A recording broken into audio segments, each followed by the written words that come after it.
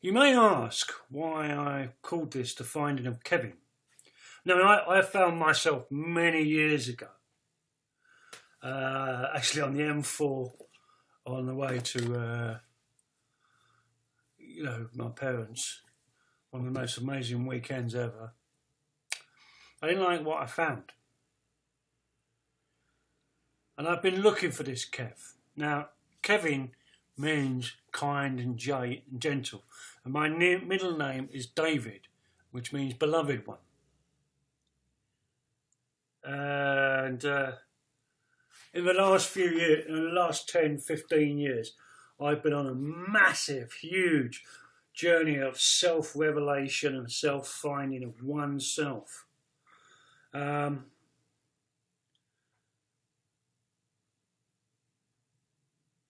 been trying to find this gentle Kevin. I even went to St Kevin's Monastery in Ireland, in Glendalough, some time ago. But it goes back further than that. Many years ago, a friend of mine who I was living with, a friend of ours, turned around and said, what Kevin needs is gentleness. And it is. If you want to get with me and get it, if you come in gentle, that's okay. Come in guns firing and I'll just sideblind you and let you shoot by. You know.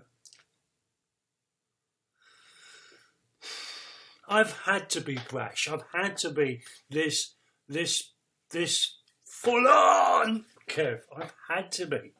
It's the way I've survived. And in the last 5 years, I've been let going of that.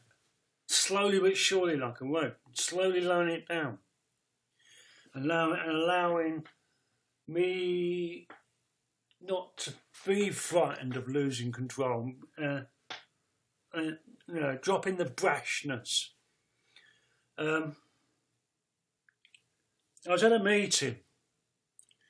And this lovely couple. And she said to me, what is your name again? And I said, it's Kevin. It's Kev. It means kind and gentle. And she called me kind and gentle Kev. That's the one. That's it. And it sort of started extended there. And the ball, as I said, I went to St Kevin's Monastery. And there's a lot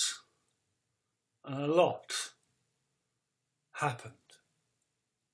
And I've been on this journey of dealing with resentment, bitterness, anger, malice, real unforgiveness, real nasty stuff, mate. To the point, last week, all I wanted to do was beat someone up. And I'm a pacifist. And this is why I do these. This is why I do art. This is why I blog this out and I get it out of my system. Because if I don't, it's going to just explode in me. I've had to. And I've lived a very abusive life. And I've been abused by so much in my life. My confidence has been taken off me. And I've seen it. It's been done publicly. I've been publicly destroyed and humiliated. And that damages people. And that really, really messes things up when you publicly humiliate someone. And there's just that's how serial killers are born. Honestly. That's how serial killers and psychopaths and people, vicious people are born. Public humiliation. They either go two ways. They either go the ones who publicly humiliate, or they love it too much, and it can get really dark. And there's a dark, twisted side of my head that I'm dealing with and fighting. And I mean, it is literally a fighting boxing match, and I'm sent in to do it. But my coach has got something else. He's got the power. He gave me the power to do this through him. And, life is really difficult. And it really is chaotic sometimes. And I mean that. And, this perpetual search for Kevin. When I went to Glendalough, and this all came about, and I had a dream. And I saw this really rank, disgusting field full of rubbish and sharp instruments pointing out and real gnarly field, and next to it was this beautiful green, plush, pleasant, peaceful field. And you know, you can call it what you like. I call it God.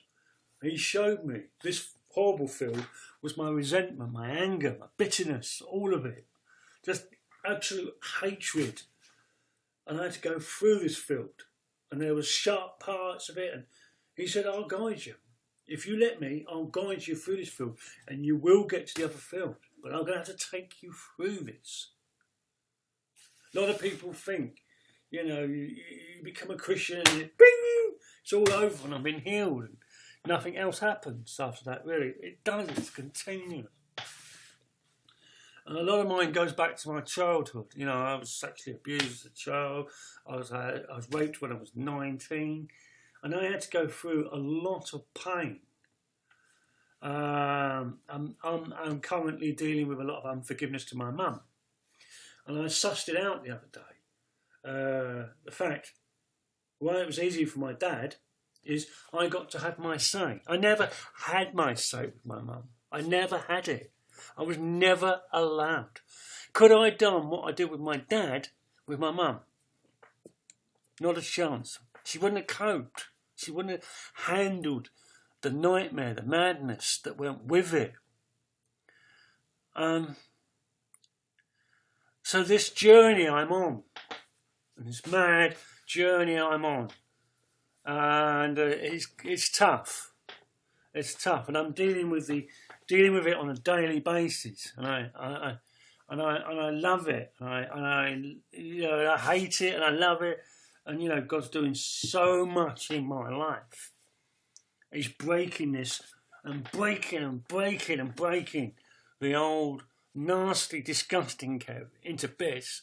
He's beating the crap out of him and letting this real Kev, the real gentle and kind Kev, blossom like a flower, and it's coming through. It's like those flowers that come through the pavement or through the walls. Those really hardcore flowers, and that's how I am. That's what I feel like I am. And you know, the God's gone right down into the foundations of what makes me me. And you know what? The more I come through this stuff, the more I like Kev. Kev ain't a bad bloke. He's a wonderful bloke, and he's got a lot to give. And you know, I know he goes on. I mean, you lot only see him a couple of hours and maybe at the max. I'm going to have to live with him permanently, 24/7, 365 days in the year. Even I get to the point and go, bloody hell, I'm off. You know, that's why I got into sedatives, to shut it down. Shut it down. I need to shut it down sometimes. And you know, I'm learning so much lately, and I'm in the point of my life with a fantasticness, and I feel new, I feel clean, I feel healed, I feel new, and you know, so it's okay to call me now Kevin, because I found him, and it's all right, it's cool. It's cool. Peace, love and out, and speak to you again.